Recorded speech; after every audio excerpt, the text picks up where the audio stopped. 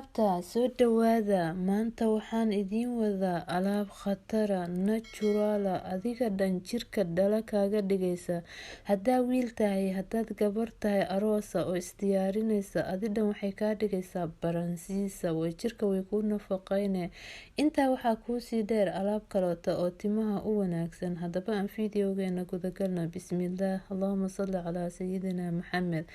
Asxaabtan waxa koobaad oo aan halkan ku haysano waxa waaye jeelka dacarta sida loo soo saaro hadda ka hor ayaan janalka soo geliyey oo waa daawanaysaa.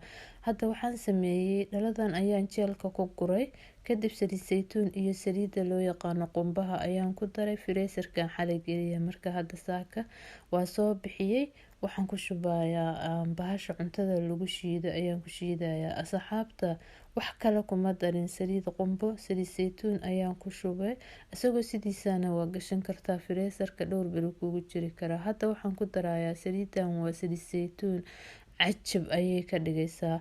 Dad ayaa i weydiiyey madaxa waxa u fiican madaxa waxa ugu wanaagsan nafaqeeya jileec kaaga dhigaya soo daadashada kaaga ilaalinaya waxa waaye waa jeelka dacarta laasima. Asxaabta asbuuc kasta marsada hal mar ama 2 jeer waa soo shiiday saasoo noqonaa biyo kuma daraysid waxba kuma daraysid.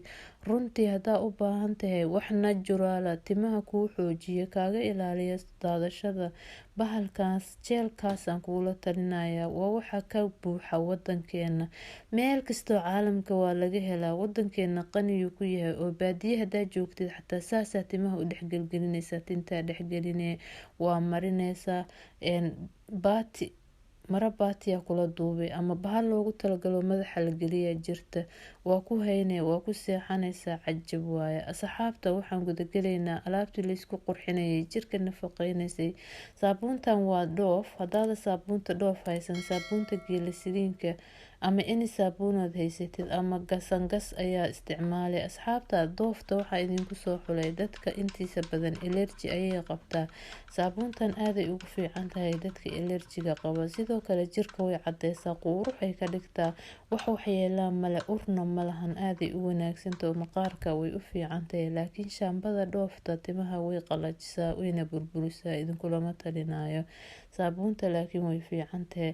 Asxaabta saabuunta bahashana kusoo xoqi mooyaa ku tumaysa ama soofaha kusoo xoqaysa dariiqadii waxay dhahdaan nin kasta asaga yaqaansu u seexdee adi una soo budo kasoo dhigtaa laga yaqaanaa. Hadda jab saabuunta barkeed ayaan soo xoqay saan markay noqotay weelkaana ku shubaa. Asxaabta alaabtana hadda sameynaya 3 qof ayaa isku dhaqi karta cajab waaye runtii alaabtan haddii qaar kaa soo haraana waa daboolanaysaa maalin kale isku dhaqi cajab runtii. Asxaabta alaabtan waa idinkula talinayaa jirka qurux haddaa tahay gabar aroosa isdiyaarinaysa runtii quruxay kaa dhigee qofku maalin kasta wuu qubaystaa laakiin jirka in la dhaqo asbuucii hal mar inaad dhaqdo ama 2 jeer cajab oo jirkaaga waa jeclaysanaya. Haddana waa alaab naturala. Asxaabta biyaha ku dareynaa asxaabta fiidiyowga like dhahaya sii share gareeya si uu qeyrka u gaaro.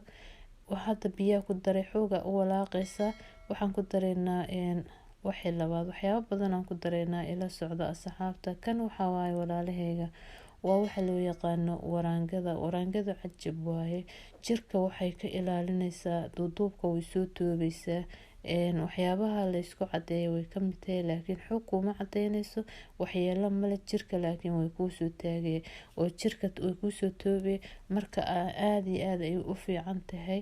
Waxaan ku daray 2 qaado waaweyn oo waraanga ah iyo saabuuntii aan soo xoqnay. Asxaabta alaabtan cajab waaye runtii waxyaabo natural oo noo soo socdaan ku dareynaa jirka way kuu nafaqeynee jirka dhalay kaaga dhigay runtii aad jirkaaga u jeclaysanaysaa. Waxaa ku dadaashaan waxyaabaha naturalka iska ilaaliya waxyaabaha kiimikalka jirka way bedelaan jirkaagana waxyaabo badan uma dulqaadan karo laakiin waxa naturalka waxna faa'iidana wuu leeyahay waxyeelana male. Asxaabta dabka saara anina u jeedaan dabka kora uga haya dabku wuu gaaban yahay kora uga haynee gacanta waa ku walaaqay waxaa la rabaa inay soo karto markaa saabuunti iyo waraangada ay isku tirmaan. Waraangada waxyeelo male, cunto kasta waa lagu darsadaa, xalwada waa ku darsanaa. Asxaabta alaabta kale oo natural on ku darayno waxa waaye waa caleemahan biyaan kusoo raadiyay dhowr saacadood. Marka biyihiisaan qaadanaa, marka aan dabka ka qaadayo ayaan ku darayaa.